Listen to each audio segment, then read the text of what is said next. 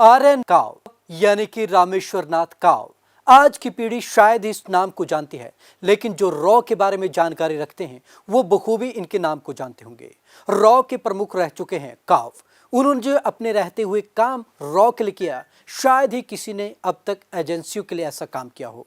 इन्हें भारत का spy master भी कहा जाता था। तो चलिए आज आपको खास रिपोर्ट में बताते हैं काव के जीवन की पूरी कहानी, किस तरीके से उन्होंने भारतीय खुफिया एजेंसी रॉ का नाम पूरी दुनिया में बेहतर तरीके से एक किस्म से कहें एक अलर्ट के तौर पर दिया कि भारत की एजेंसी रॉ किसी भी काम को करने से चूकती नहीं है।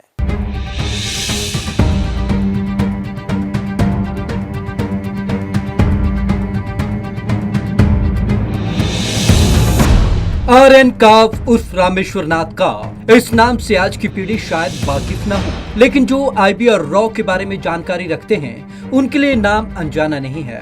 काव भारतीय खुफिया agency research and analysis wing यानी कि रॉ के पहले प्रमुख थे और भारत के मास्टर स्पाई के नाम से मशहूर थे। काव ने रॉ को दुनिया में दिलाई अलग पहचान। सोमवार को रामेश्वर नाथ काव का जन्मदिन था। 10 मई 1918 को जन्मे रामेश्वर नाथ काव की समझ और बेहतरीन रणनीति की वजह से ही भारतीय खुफिया एजेंसी रॉ को पूरी दुनिया में एक अलग पहचान और कामयाबी मिली। दरअसल काव भी वो पहले व्यक्ति रहे जिन्होंने रॉ को एक प्रोफेशनल खुफिया एजेंसी में तब्दील किया। उन्होंने न सिर्फ भारत के राष्ट्र निर्माण में अहम योगदान दिया, बल्कि भारत की इस एजेंसी को भविष्य के लिए एक सुरक्षित दिशा और दशा भी प्रदान की। आईबी से रॉ चीफ तक का तय किया सफर। काव का जन्म उत्तर प्रदेश के वाराणसी जिले में हुआ था। उन्होंने इंग्लिश लिटरेचर में पोस्ट ग्रेजुएशन किया। 1939 में भारतीय पुलिस सेवा की परीक्षा पास करके इसमें शामिल हो गए। सर्विस ज्वाइन करने के 8 साल बाद सन 1947 में जब देश में इंटेलिजेंस ब्यूरो की स्थापना हुई, तब काव को वहां भेजा गया। काव ने आईबी में बतौर सहायक निदेशक ज्वाइन किया।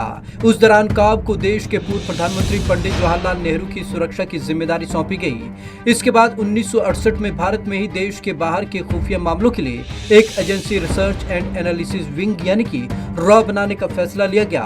काव को इसका पहला चीफ बनाया गया। जब महारानी ने की थी काव की तारीफ।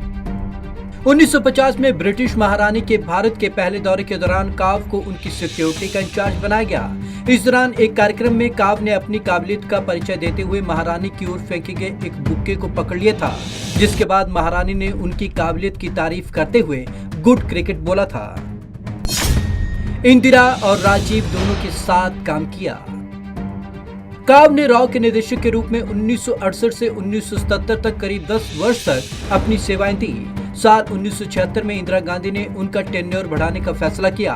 उसके बाद काव को केंद्रीय कैबिनेट में सुरक्षा सलाहकार या यूं कहें कि पहले राष्ट्रीय सुरक्षा सलाहकार नियुक्त किया गया। उसके बाद से ये परंपरा बन गई।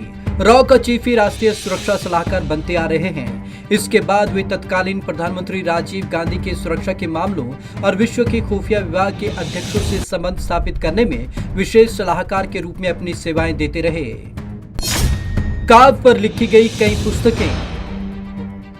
काव के जीवन और उनकी कार्यशैली पर कई पुस्तकें लिखी गई हैं। इनमें R N Kao gentleman spy master, Kao boys of रॉ भारतीय गुप्तचर संस्थेची गूढ़ गाथा, a life in secret, escape to nowhere और टीम ऑफ काव बॉयज शामिल हैं। पॉलिसी एंड रिसर्च स्टाफ की रखी थी नींव। काव ने विश्व में सुरक्षा चिंताओं को निपटने के लिए पॉलिसी एंड रिसर्च स्टाफ की नींव रखी थी। काव ने तब के बांग्लादेशी राष्ट्रपति शेख मुजीबुर रहमान को अलर्ट किया था कि बांग्लादेश के कुछ सैन्य अधिकारी उनके खिलाफ तख्तापलट की साजिश रच रहे हैं। 2017 में उपराष्ट्रपति वेंकैया नायडू ने अपने संबोधन में काव को देश के महान आईपीएस अधिकारियों में से एक बताया था। काव के जीवन पर एक फिल्म बनाने की भी घोषणा की जा चुकी है। 2020 में धर्मा प्रोडक्शन और स्टील एंड स्टील मीडिया समूह ने इस संबंध में जानकारी दी थी। 1950 के दशक के मध्य में काव कश्मीर प्रिंसेस की जांच और 1971 में बांग्लादेश की मुक्ति में योगदान जैसे मामलों से जुड़े थे। 2 पीढ़ियों को सिखाए जासूसी के गुण। काव ने रॉ की 2 पीढ़ियों को जासूसी के गुण सिखाए। उनकी टीम को काव बॉयज कहा जाता था। काव भारत के 3 प्रधानमंत्रियों के करीबी सलाहकार और सुरक्षा प्रमुख थे। वे 1962 में चीन के साथ भारत के संघर्ष के बाद स्थापित हुए सुरक्षा महानिदेशालय यानी कि डीजीएस के संस्थापकों में से एक थे। 1950 के दशक में उन्होंने पंडित नेहरू के अनुरोध पर घाना की खुफिया एजेंसी विदेशी सेवा अनुसंधान ब्यूरो के गठन में मदद की। काव के कुशल नेतृत्व और उनकी टीम की कुशल रणनीति की वजह से 3000 स्क्वायर किलोमीटर के क्षेत्र का भारत में विलय कराया गया। सिक्किम भारत का 22वां राज्य बना। काव की काबिलियत। ज्वाइंट इंटेलिजेंस कमेटी के चेयरमैन KN दारूवाला द्वारा लिखा गया एक नोट RN काव की काबिलियत को बताता है। उन्होंने लिखा था कि दुनिया भर में उनके संपर्क कुछ अलग ही थे।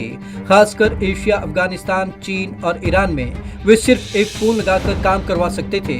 वे ऐसे टीम लीडर थे जिन्होंने इंटर डिपार्टमेंटल कंपटीशन, जो कि भारत में आम बात है, को खत्म कर दिया।